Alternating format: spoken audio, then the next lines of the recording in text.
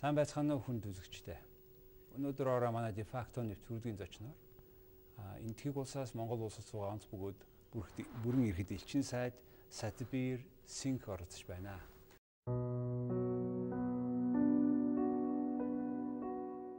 Энэтхэг улсаас Монгол улсад суугаа онц бөгөөд бүрэн ирэхэд элчин сайд Сатбир Сингх 2010 оны 5 дугаар сарын 24-өөс хойш Монгол улс дахь бүгд найрамдах энэтхэг улсын элчин сайдаар ажиллаж байна. 1985 онд энэтхэгийн дипломат албанд орсон Стокгольм, Бишкек, Лондон, Москва дахь энэтхэгийн элчин сайдын яамд ажиллаж байсан. Энэтхэгийн үндэсний батлан хамгаалах коллежийг төгссөн, Орос, англи хэлтэй, эхнэр нэг охинтой. Good evening, Ambassador. Good evening.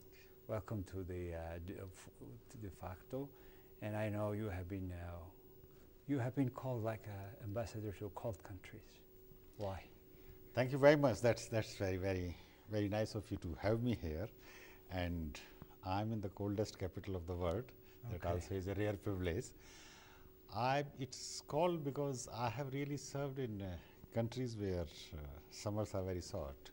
I did my 3 stints in Moscow, Stockholm, London, and Kyrgyzstan, and now I am in Mongolia. So if you look onto the geographical map, these are all countries which experience cold snowfall. That's what they call me, that I have served only in cold countries. And plus you love so much not only the whole cold country, you got married to a Russian lady, got daughter, and it means very deep love.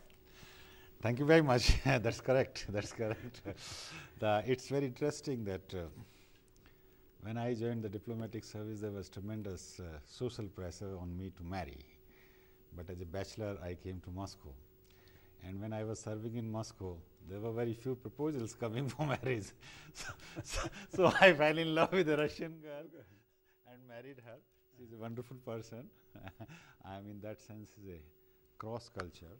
But I must mention which I inherited from my family parents. When I was a child, I was taught to do horse riding because we have horses at our home. And I was extremely delighted when I was posted to Mongolia, because this is the country which has one of the very fine breed of horses, very good stallion you have it for mountain climbing, and what my parents gave me, I could really give it to my daughter because she learned the horse riding in Mongolia actually. So how's your, in general, horse riding of you in Mongolia?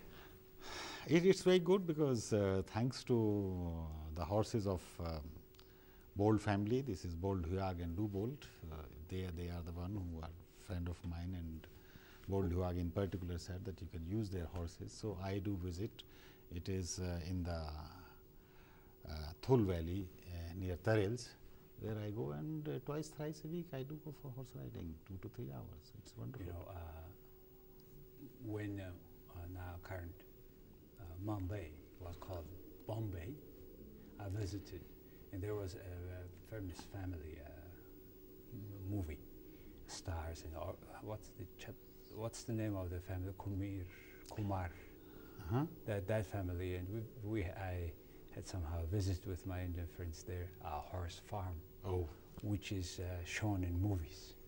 Those horses were, well, in between Mongolian and Arabic horses, in between, but very thin, and the wool was very short. Was it?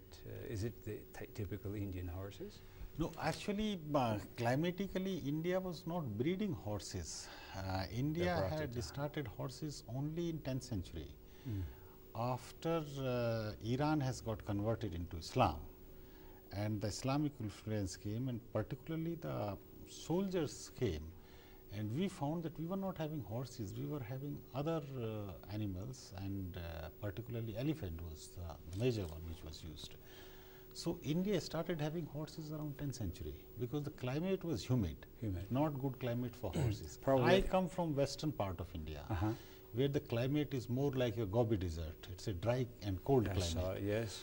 There we have good horses. Okay. But if you go to eastern part of India, where there is a it's very difficult to get them because hot and humid, lot of rain there, which is not very suitable for horses. Another animal that is feeling very comfortable and very much with freedom in India. I saw a lot of cows all around. They stay wherever they are. People, never even so much respect. How comes? You see, this has a historical background when actually India had been republic when the term republic was really not known in the world. India was republic 2,600 years before when Buddha was born. He was born when India was having 21 republics. And cow was an entity which could sustain a family because its all products can be used. And that is the reason reverence comes from there to give back to the animal which is capable of sustaining family. And traditionally it used to happen if a girl is born in the family, the relatives will gift a heifer, young female cow. So by the time this child grows, becomes of marriageable age of 20-21, she has a family of cows for her, so she has a wealth. Sustain their children, family. Right. Wonderful culture.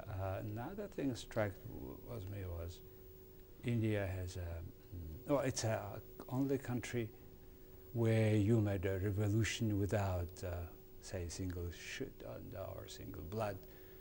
You were able to kick out all colonizers from your country. And it was the leader was Mahatma Gandhi. What was his philosophy?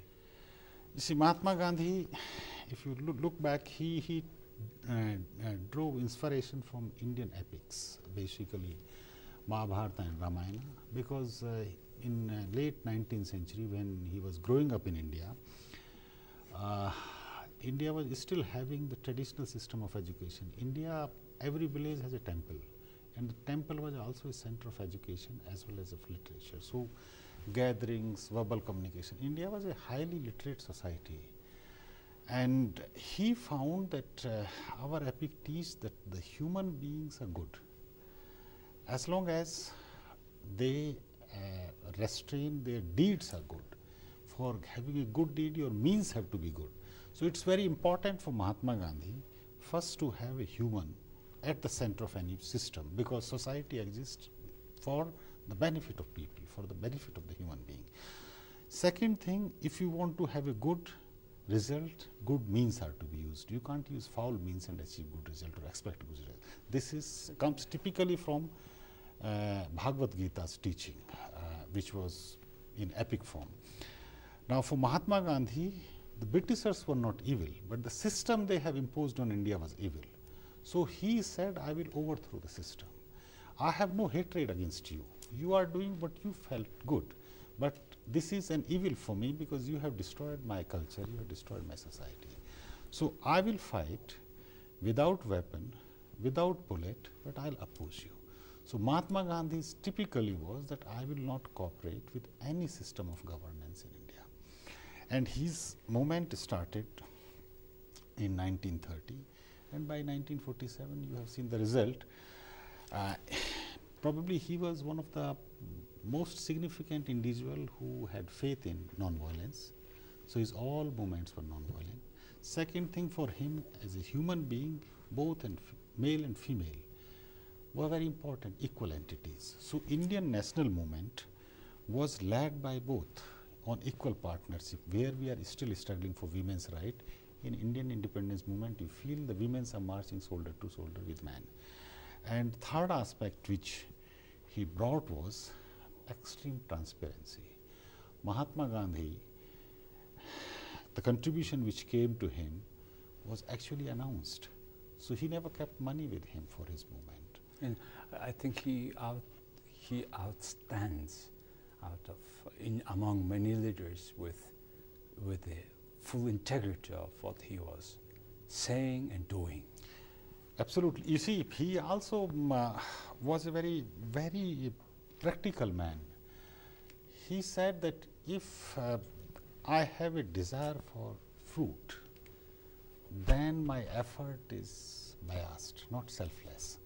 Independence for my society, I am looking, that's not fruit for me, that's for society. So I will not hold any political power. So Mahatma Gandhi led the national movement for almost 30 years. And when actually independence came, he said, I am not part of it.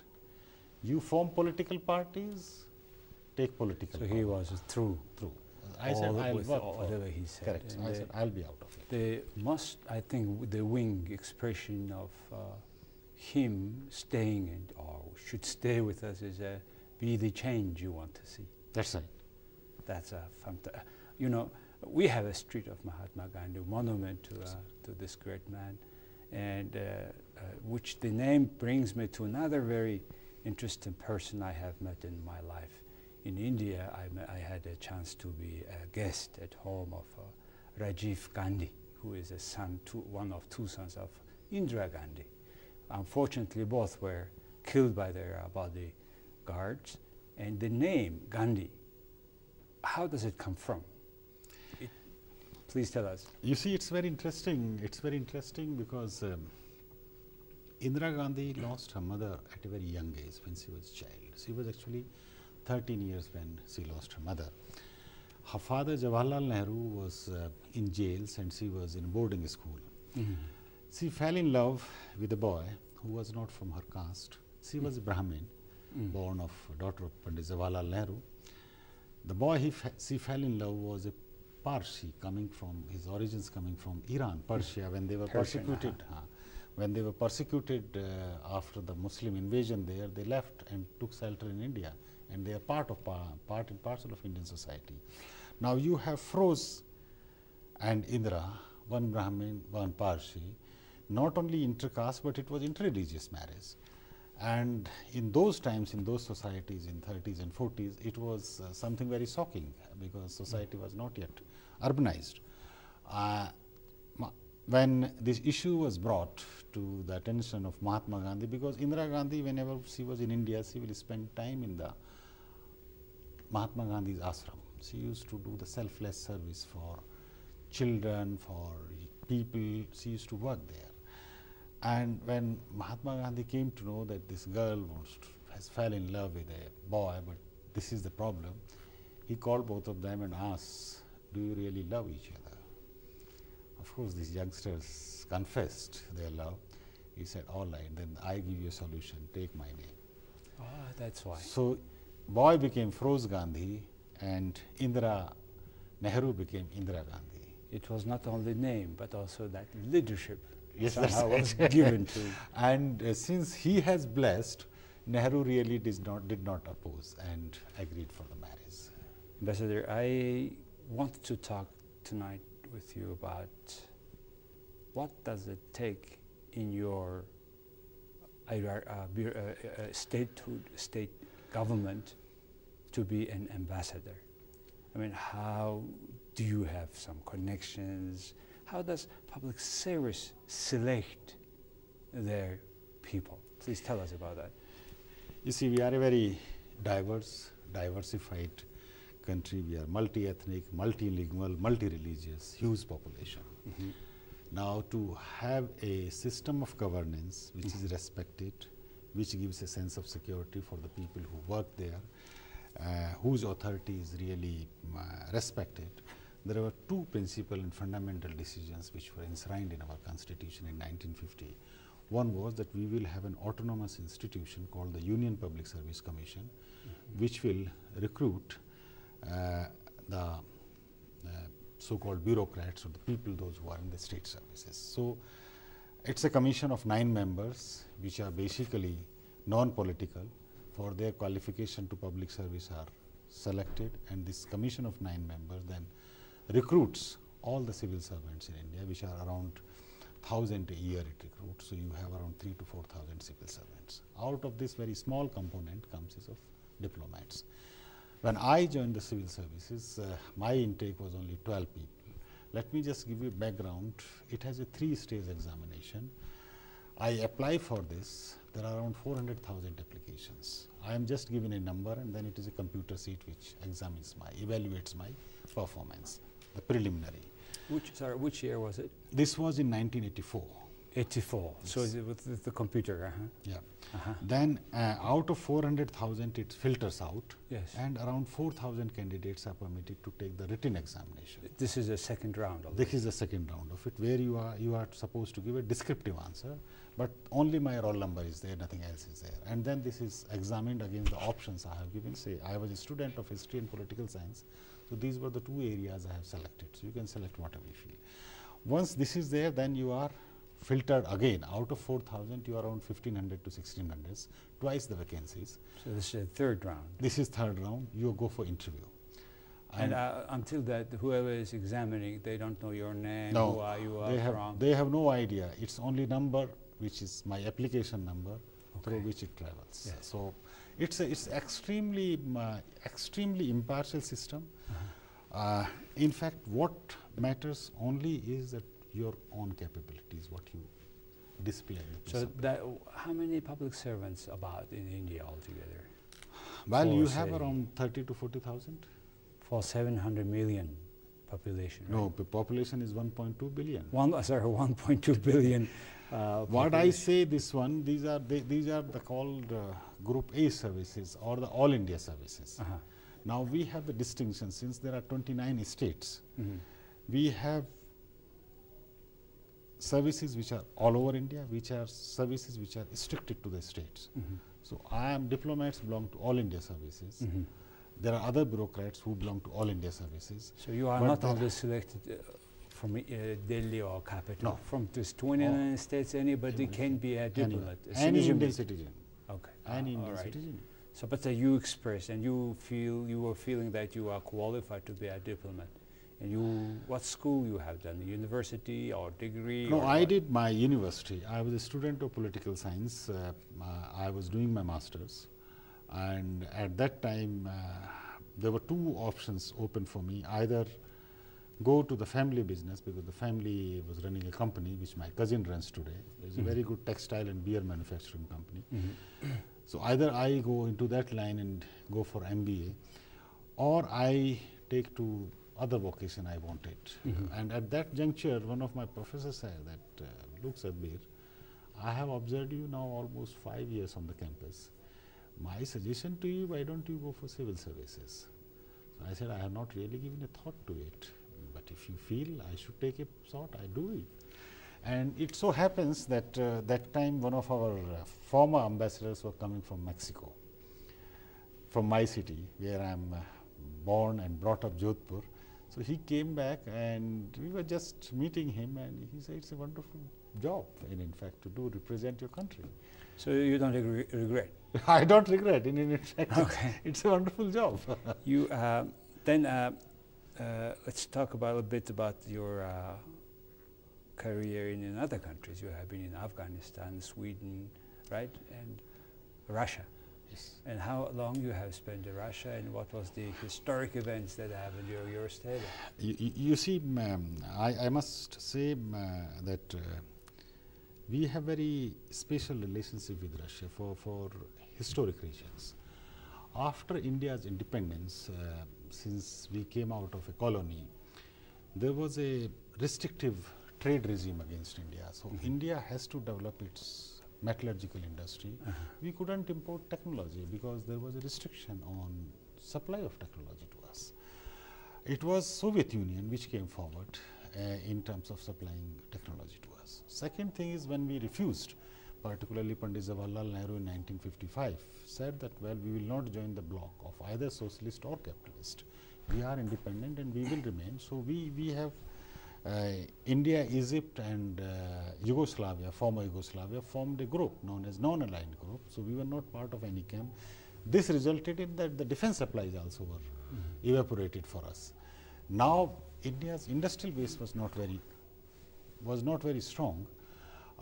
So we have to have defense supplies from Soviet Union, particularly after Chinese aggression on India in 1962.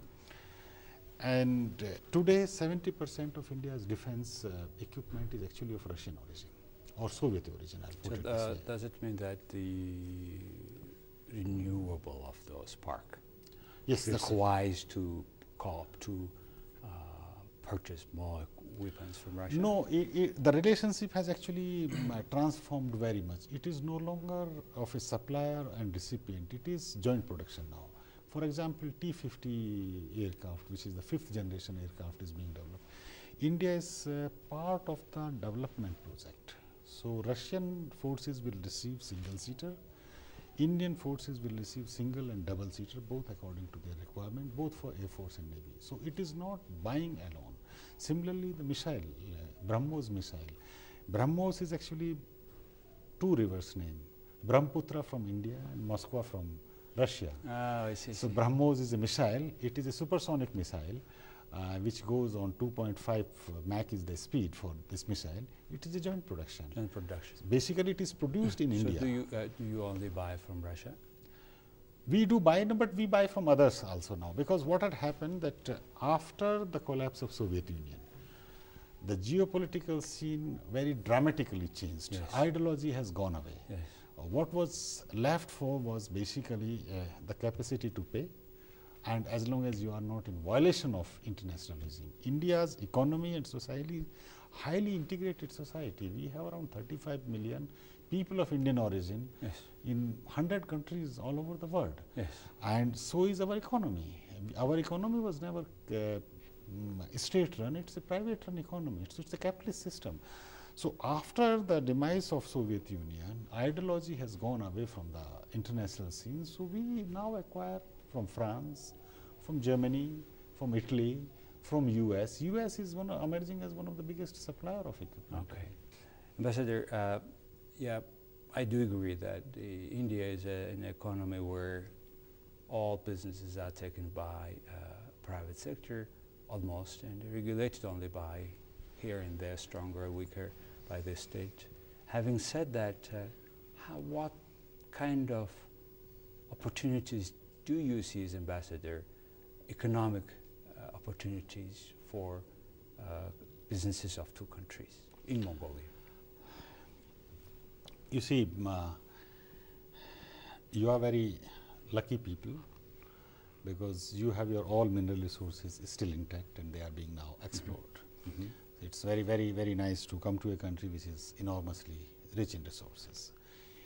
India also has a lot of resources, both coal, iron ore, and in fact diamonds were first mined in India. So, India also is a very mining country. We are 5th or 6th in the world in terms of industrial production. So, we are country with mines plus industries plus frontier technologies. Now, whatever Mongolia produces has some relevance for Indian industry. Presently, your commodities are bulky and there is no real route available. So, there are two-way interest in what Indians are looking for when you are upscaling your production, means you are going for value addition, where you will have coking coal processing, iron ore enrichment, copper smelter, zinc smelter, cement plant. These are all there, and Indian businessmen will be here in Mongolia looking for the opportunities.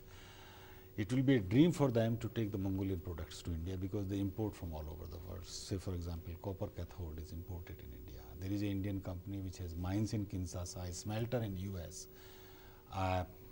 processing plant in Italy for Indian market. So, they are looking at Mongolia. Global companies. Global companies. So, they are looking Why would Mongolian companies or Mongolia would select or prefer to work with Indian companies? I'll give you one. These Indian companies have ecologically best technologies today. If they can run a smelter in US, they can run anywhere. Second thing is very ethical production system India has, is because it's a eco-friendly. Production is later, ecology is first, because ecology has to remain always with us. Yes. So, it's very important. Second thing, these companies have their own capital. Okay. So, you will not get a very expensive capital. And third thing is that the Indian companies will create job here. Any Indian, I'll give an example of information technology. Any $1 of spent by Americans, Indian companies create $4 job in US today. So though it's an Value outsourced, adding is. value adding is the game. So you are looking for, say from today, you have been for 20, 30 years have been processing, enriching copper ore. Yes. Once the copper smelter comes, copper cathode will be produced. Copper cathode can be exported to Let's anywhere put in it the world. on a more practical terms. Now we talk about Sainshan Industrial Complex, where our government is planning to make up to 7 or so new for us culture factories, industrial factories, including iron, what you have mentioned just now, cement, etc. And what would be in Indian companies? There is even one memorandum of understanding was written That's right. a few months ago. There are having two that, now actually. Please tell us. You see, one is that Mongolia produces only 100,000 tons of steel, Yes. basically from reprocessed, from scrap. Yes. Now, Indian companies, Steel Authority of India Limited, they are producer of 20 million tons of steel per year. They want to set up a steel mill of around 3 million tons of capacity in this country, and Okay. that's what they have signed the memorandum with the ministry. Okay. So this has to be taken forward if really we want to have. Now, if you look at it, you have iron ore, you have coking coal. Yes. What you basically require is the technology and capital. Yes. This Steel Authority of India can supply it. This 3 million ton capacity iron factory manufacturing, how much? What is the about approximate cost of the project? You see, I have not really about looked at it, the but how many but billion dollars? it will be few billion, and they are willing to put up their money. They are cash-rich company. $2 billion are ready to put. Yeah. And what was the requirement of this? They have only two requirements: iron ore and coking coal. Do they find the resources we have for iron and coking That's coal? it. Coking coal is okay, but for iron ore, That's right. it's They say that feasible? yes, it is feasible because your iron ore enrichment is from 38 to 42%, which they say it can be upscaled. There is no difficulty. So iron, maybe copper as well? Copper also, copper smelter is coming up. You see what happens, I was told this way that when Irdenet is a major plant which is actually enriching the copper ore to 48 to 52% and Yes. exporting it. But when originally this enterprises agreement was done, there is no compulsion or no necessity for this enterprise to supply it to a smelter in Mongolia. I was told that the latest agreement which has been done for the Oyatolga, there is a clause by which if there is a smelter on Mongolian territory, then they will supply it to that. They should supply. So what is required for a copper smelter basically to produce copper cathode is assured supply of enriched iron ore, which OT in any case will give, but if you really want to kick start early, then if Irdenet can supply, they are producing almost 1 million ton of iron ore, copper ore that can be supplied. You can have a smelter readily available, and Indians will give you, first they are not going to look for money anywhere. These are the private companies, they have the technologies. They will take your finished product. So it will be a game changer, both win-win situation, both for India and Mongolia. As far as assessing their suitability, judge them on their capacity and capability. If they are internationally competitive, if they meet the benchmarks, international benchmark, if they give you the best available technology. So there is a substantial interest by concrete companies That's who have signed already a memorandum, That's right. who are ready to come to Mongolia to invest with their own money, technology, and people. Very few creating job in Mongolia. Sure, sure. Because Well, they have the facilities. On the other hand, just personally, do you think that if Mongolia is ready to have, do we have enough manpower to use this factory? If 7 of them will be, say, within the next 10 years in Sainshan, each will take several hundreds, several thousand workers. You see, I'll put it this way.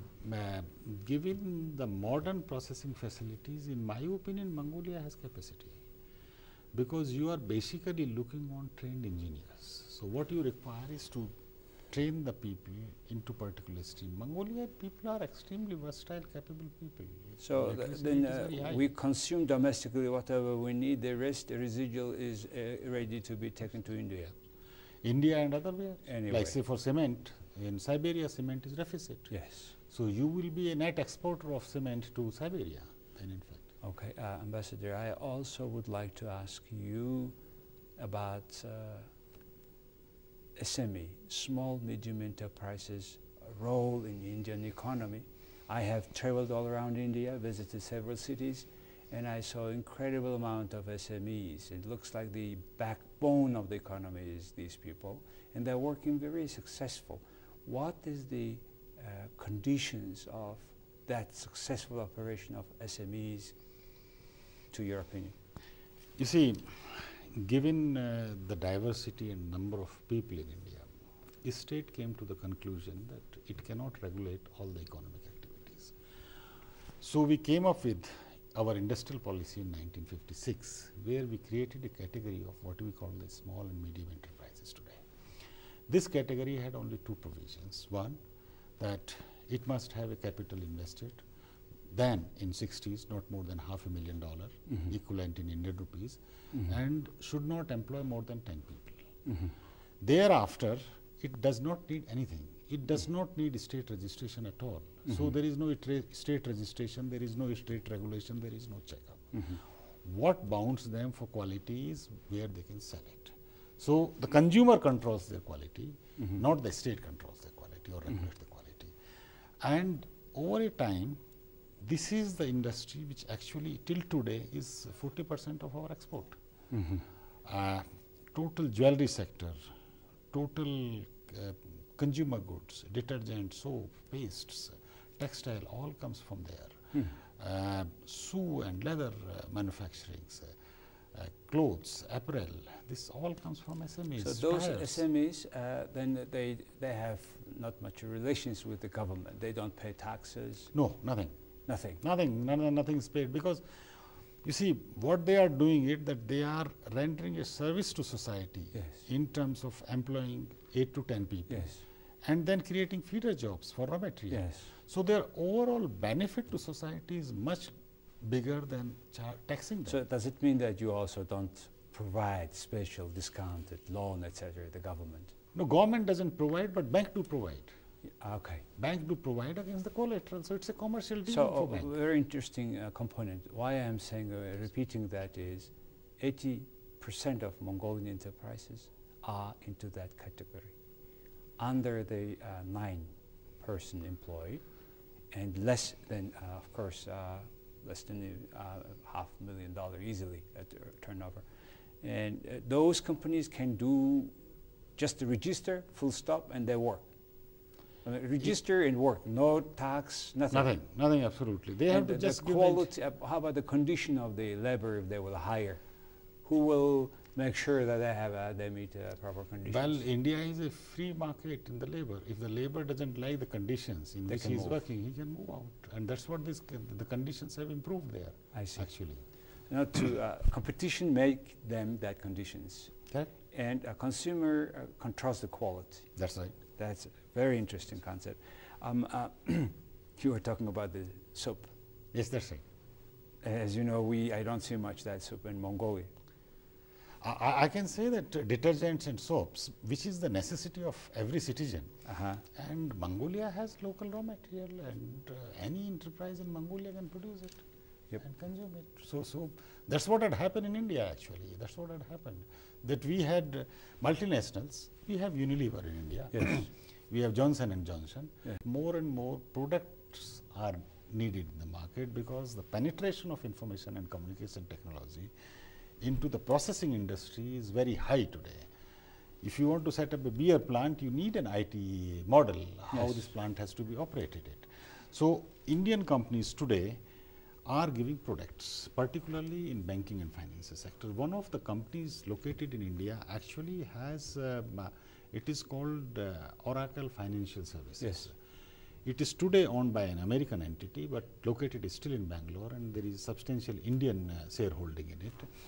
This company provides to round the clock 24-hour backup for the banks from 140 countries, some of the select banks who have a higher bank operating system of computers. Systems, suppose it is operating in US, it has a parallel data Yes. available in Bangalore. Yes. And this data is made available round the clock. Yes. So you are operating ATMs, Yes. you are operating credit card transaction, you are operating airlines banking, on-net banking the transaction. most global businesses. Airline. And it has, when I visited, I was quite surprised that from all the 6 continents, they have different time zones and people are working there and maintaining this and giving the backup services. So banks feel confident to keep the data there in Bangalore, and it is round the clock provided. So ATM will not suffer, airlines internet site will not suffer, the business transactions are done. We have asked them to look up at Mongolia because their services were initially also availed of banks in Russia.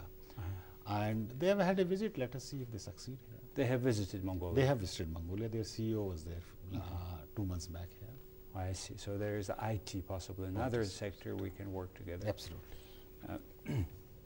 Ambassador, how do you see relations of two countries, say, 10 years from now, by 2020, 22?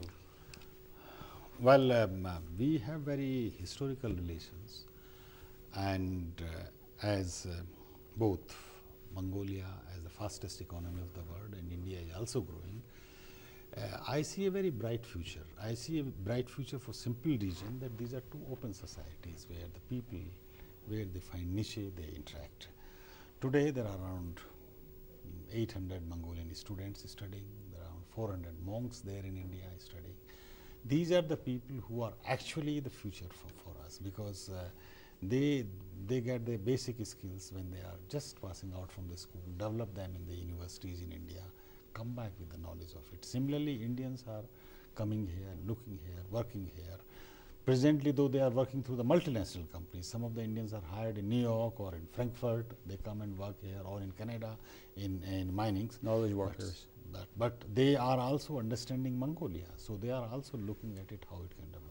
So I look a very, very bright future for Mongolia, India, in terms of that when you become process up for your own minerals, Indians are going to be there for simple reason that they will give you the most competitive systems for processing. Whether you industry you take it, mining you take it, or information technology you take it.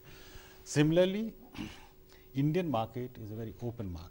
So it is not only that Indians will come and produce, but this also will be consumed in India. So you will get an alternate available markets. It will not be only in China or in your neighbor in Russia, but it will be beyond these 2 countries, and it will be giving the real value, international value to your Mongolian product. So in that sense, it's a win-win situation for both the countries, because you will get real international prices for your products, and India will get the best quality product for it, because it is processed by them here.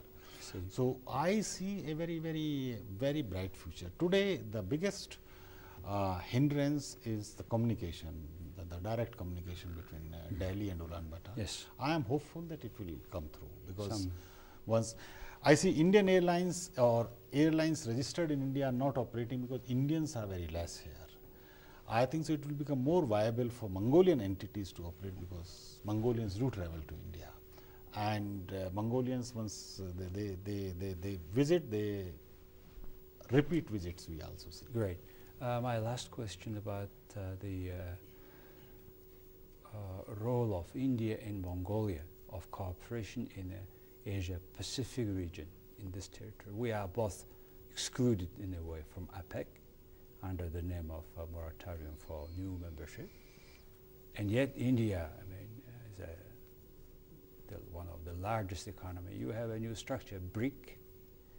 And how do you see that regional cooperation of 2 countries? You see, first of all, Mongolia is the chair, and my congratulations to Mongolia for being chair of the Community of Democracies. India's being a biggest or the largest democracies feel sense of pride that Mongolia is a fellow traveler, a fellow country. But smallest democracy, probably. But it is wonderful to have a democratic country. That's one wonderful. Yeah, that's the second aspect is that we are actually member of ASEM. That is ASEM. So that is the model which will work much better for the time being. For simple reason is that the economic growth is in Southeast Asia, South Asia, including in China, and so this whole belt is a processing house. So Mongolia will be very comfortable actually. First of all, probably Mongolian business to reach that region. Yes, that's somehow. right. So it will be there, and you will. Mongolian businessmen are very wise, supple-footed. Savvy. Yes, savvy. So they will find Hopefully, ways. hopefully not only a few companies, but many Mongolian companies will have that level of maturity and market research or surge, so that Mongolian products are sold around the world. And certainly we want to do that with, if possible, with Indian partners. And we do appreciate your and your predecessors also hard work to go to this point. And we are very happy to have you as ambassador, and we are glad you are doing so many works making India closer to Mongolia. Thank you very much for having me. Thank you for this interview, Bye-bye. Ambassador. Thank you.